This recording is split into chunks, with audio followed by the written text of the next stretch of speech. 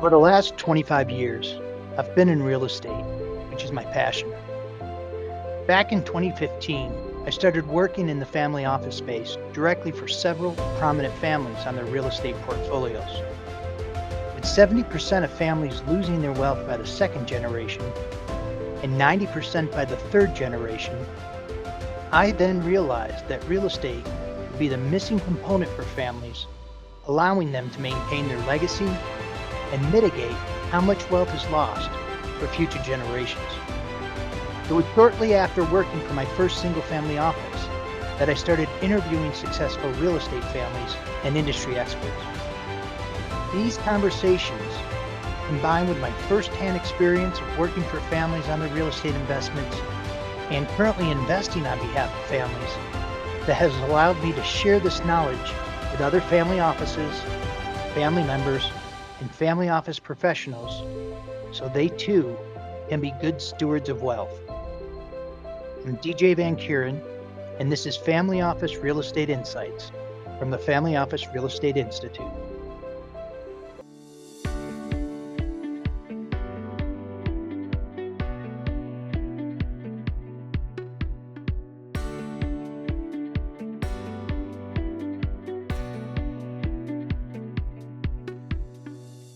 Welcome to another episode of the Family Office Real Estate Institute podcast. I have Cory Bultinck with us from Wipfli, and we are going to talk about succession planning. Cory, I'm glad to have you here. Yeah, thanks for having me. Looking forward to this topic, which tends to be top of mind of a lot of family offices and similar organizations. So happy to be here.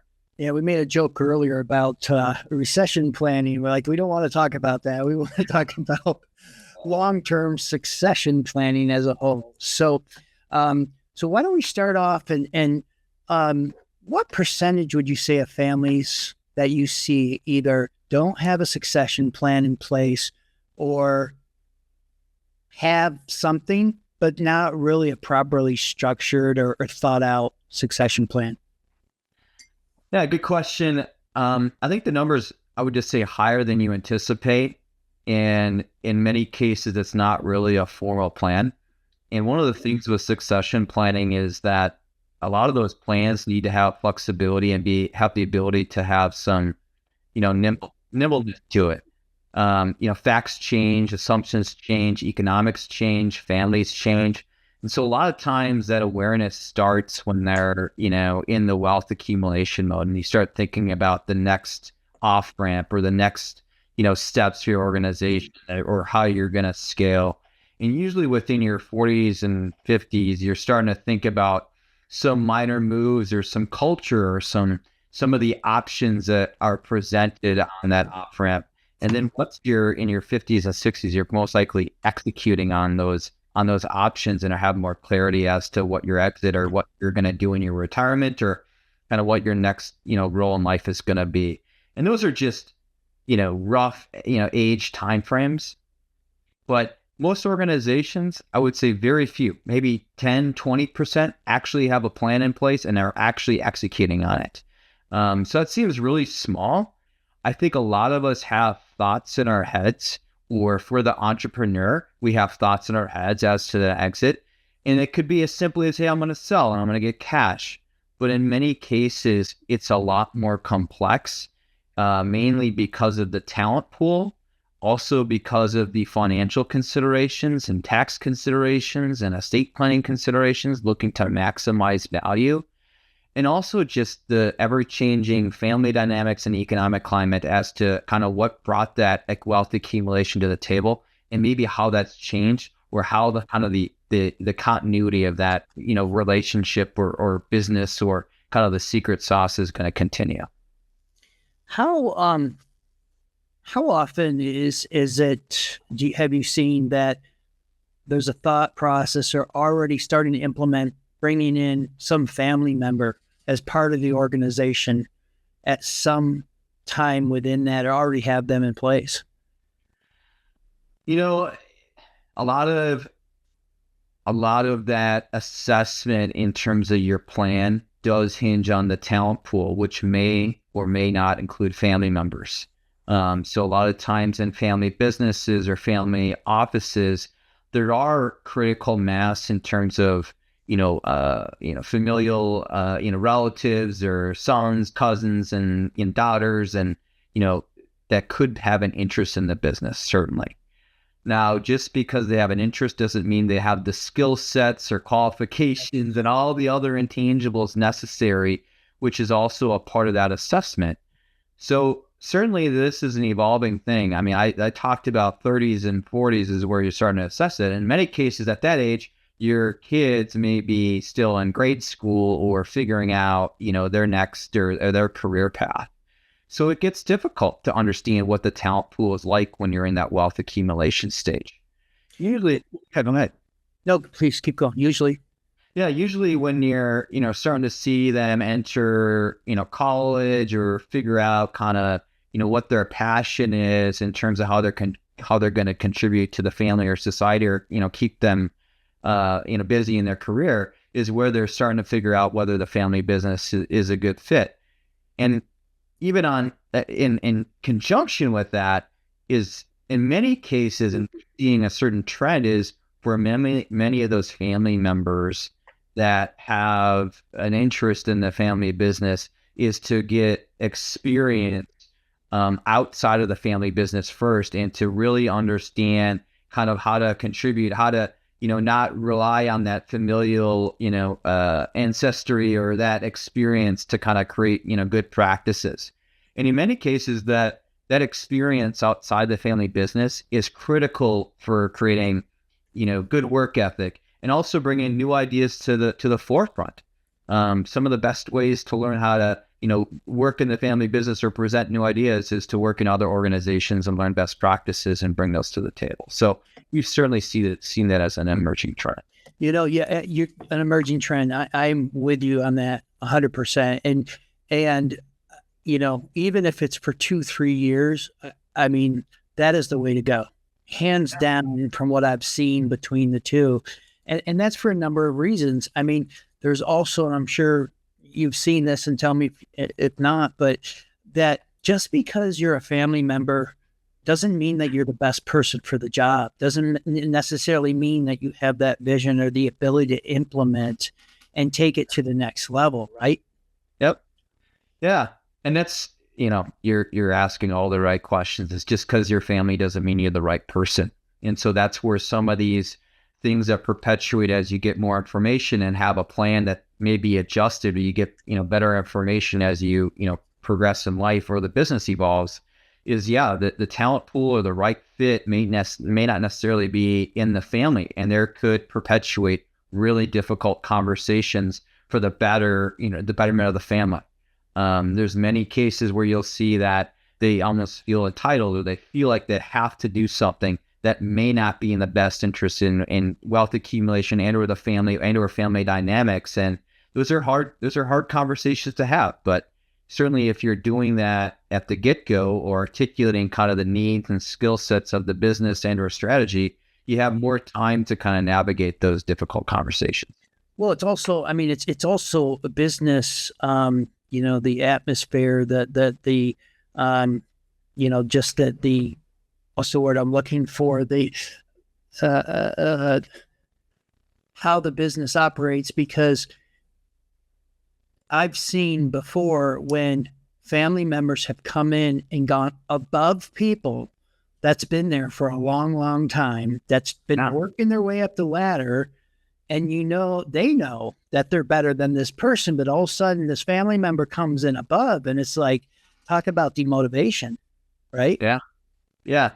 Yeah. And there's, there's a sense of entitlement or, familial, and so you're asking all the right awareness and assessments, and, the implications to that family member that's taking on that role, and how they're going to be perceived and respected by those that they're managing, as well as others that are being affected by, their hard work and driven and culture that they've contributed over a period of time, and loyalty. So there's a lot of dynamics that are more complex than people tend to think. And so that's where the awareness, assessment, reassessment, and understanding, and having those critical, in many cases, uncomfortable conversations can be helpful. What about, and this happens in the family office itself too.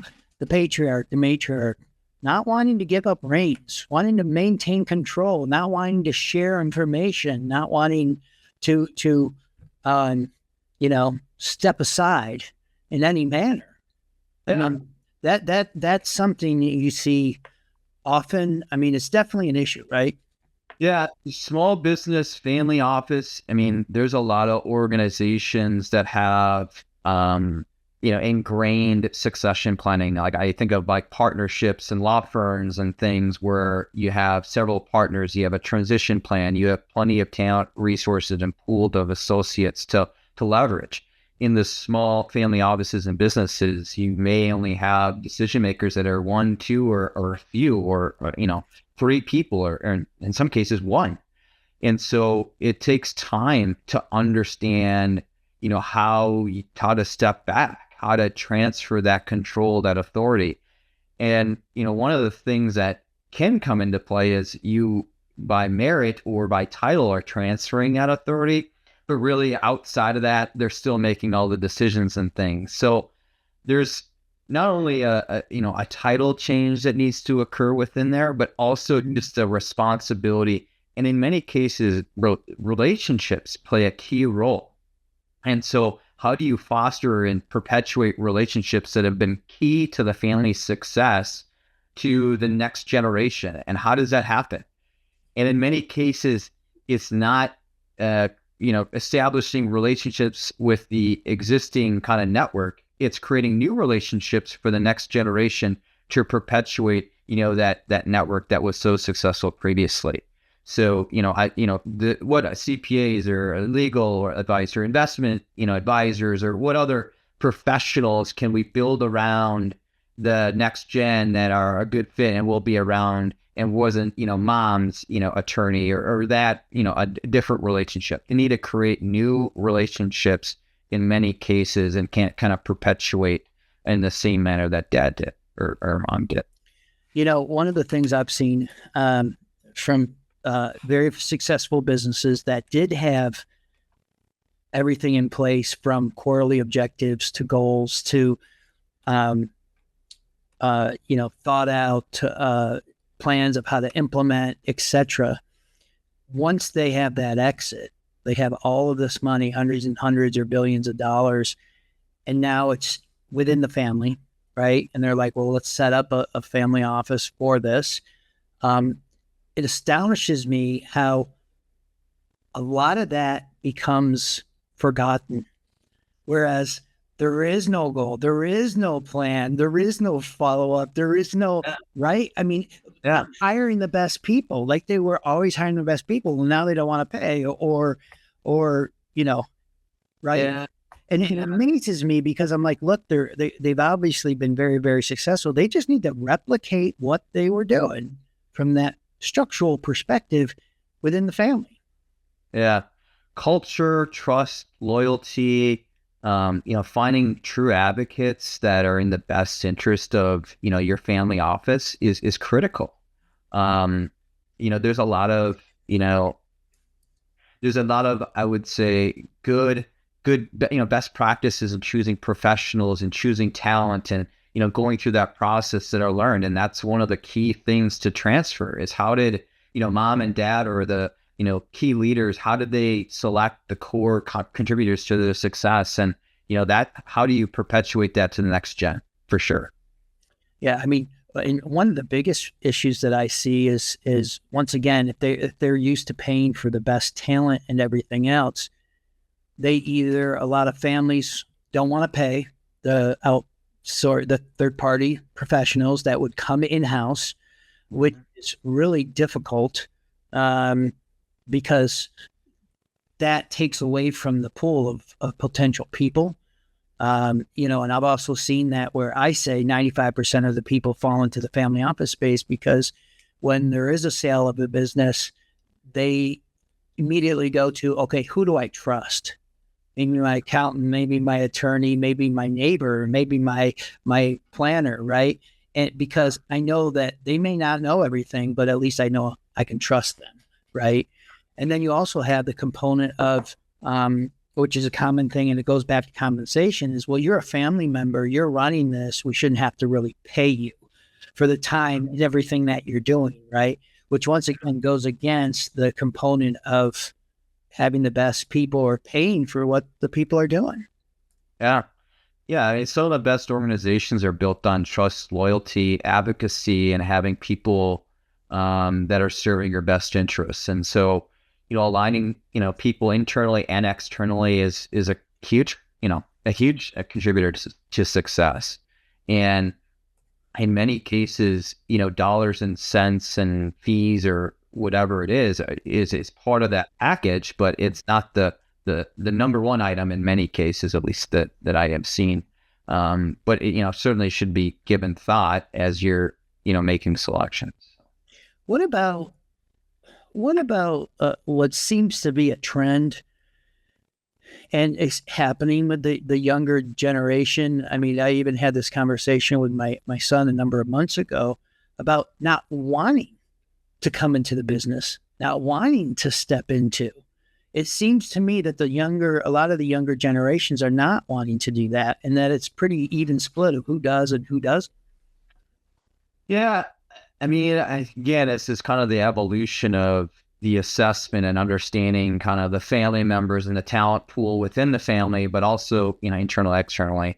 But yeah, there are going to be, step brothers, step sisters. There's going to be people involved in the business, not involved in the business. There's going to be people that have higher authority within the business, and, all facets and options in terms of family dynamics. And it gets to be, there's certainly not a one size fits all. But how you navigate those, how do you continue to treat, equitable? And I like to say equitable because it's not equally, but it's equitable to their contributions. And so just know that I think people get a little bit naive in their 30s and 40s about this plan and thinking that everybody's going to be just like me, involved in the business, and they're going to rise the ranks and they're going to be, collaborative. But that's usually, not what happens. And, we're going to have particular family members that are involved in the business, and you're going to have divorces, and you're going to have grandkids, and you're going to have others that pursue other facets of life and have other interests that may or may not be within the family business. And how do you make that equitable is, certainly not a one size fits all, and can change. And in many cases, families have kind of a general assessment or how they treat, people that are step siblings or grandkids. They have kind of protocols in place. And in many cases, there's significant variability between families in how they address those types of things. What's one of the most successful transitions that you've ever seen, and what made that be so successful? Well, I mean, it's still ongoing. But I would say as you get through the generations, it gets to be trickier.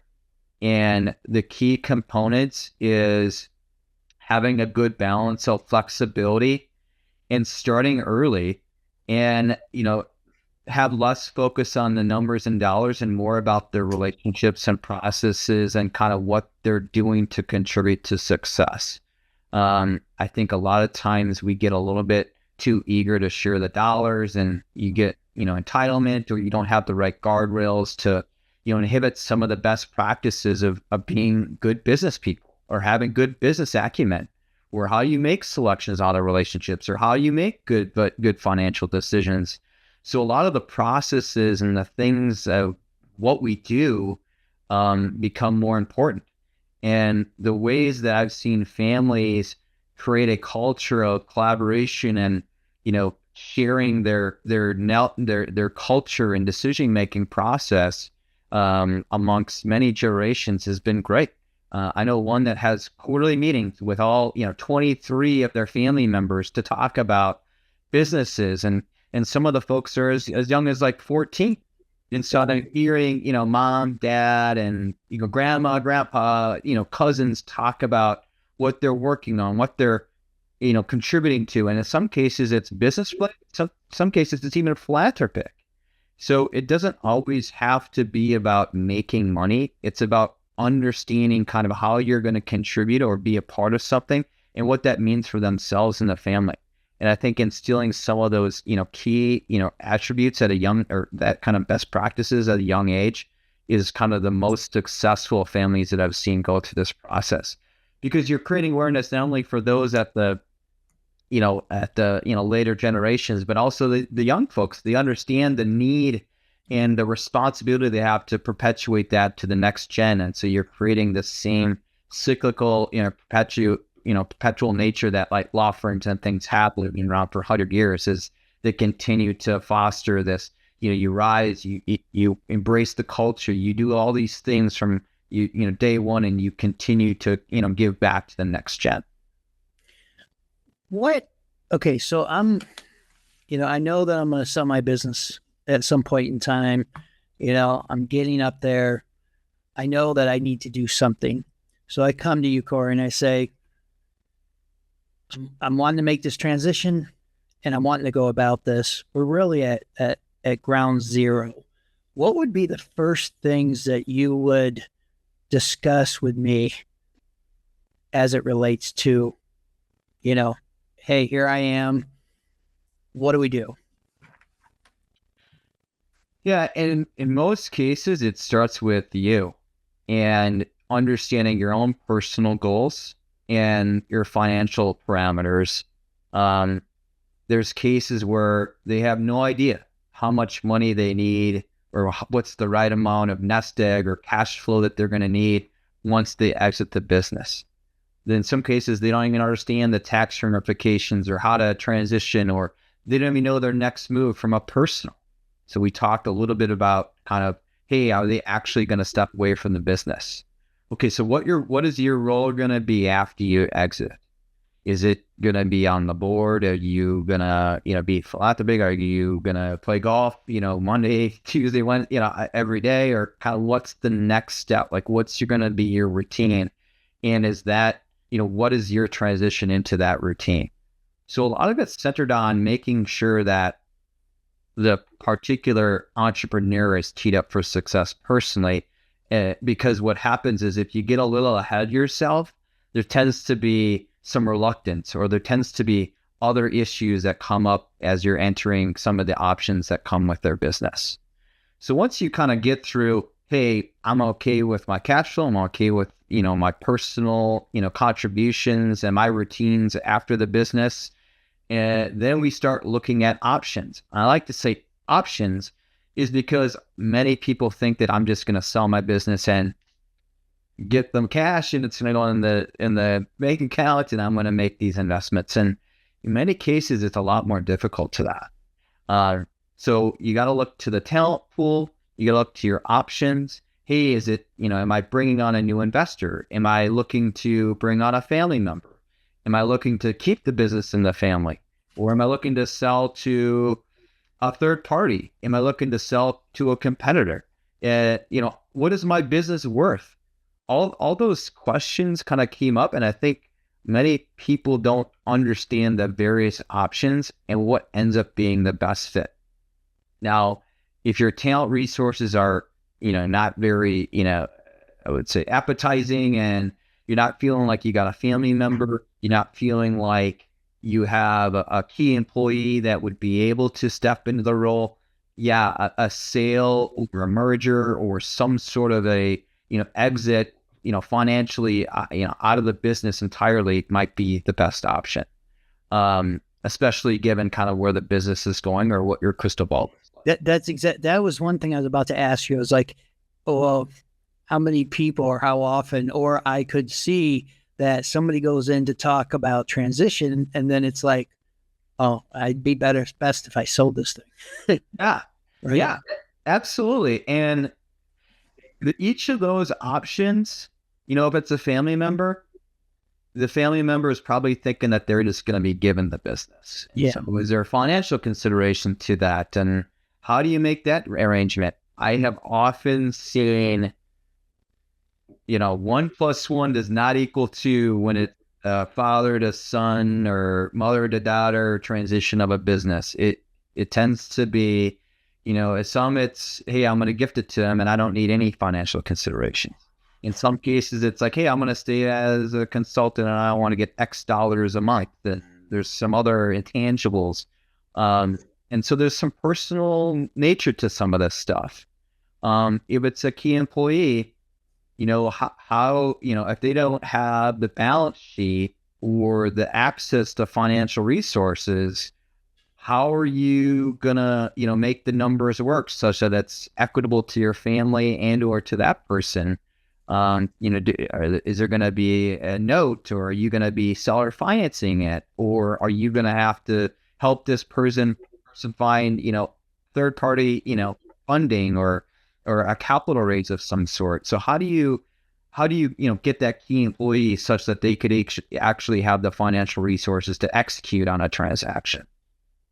And then selling is, how many people are willing to buy it, or what are they buying?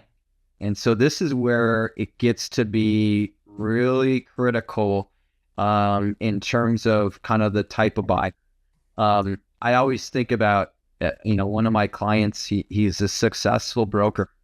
And one of his key his key things was his relationships and his relationships with clients. Well, I mean, a lot of times you can't just step into those relationships, and many of those relationships are aging and exiting the business themselves. So what actually are you buying? Is somebody going to buy a bunch of aging relationships, and what is that worth? And what are they actually buying? And so in many cases, if it's relationship based, you need to figure out how you're going to successfully transition those relationships to the buyer. And in many cases, they're going to ask for you to stay on for a period of time to solidify those relationships and or have an earnout or other financial considerations that require or are hinging upon those relationships transferring. So that's just one thing, relationships. The other thing is like, is it a process? Is it a brand? Is it a culture? So that's part of that assessment is what is the secret, sauce? What is about this business that creates so much value? And it could be as easy as cash flow, EBITDA, and it's we generate X, Y, Z. But in many cases, it's an intangible that's creating or adding to that inherent value. And it's relationships, or it could be customer, or it could be access, it could be intelligence, it could be IT, it could be product assessment, it could just be your ability to be nimble or see the economic future, or it could be product centric, or something that is it could be intellectual. So it tends to be a lot of intangibles to the keys to some of the inherent values of these businesses, and not as simple as dollars and cents and cash flow. One of the biggest thing that I'm currently taking away from this conversation is the importance of taking the time of sitting down with somebody like yourself that will ask these questions that you may never think about. I mean, even just here, just talking, there's a number of topics you brought up or questions you brought up that I'm like, oh, wow. I didn't never thought of that. That could be an important question. And then it just starts unraveling, right? You just started covering and it just keeps going.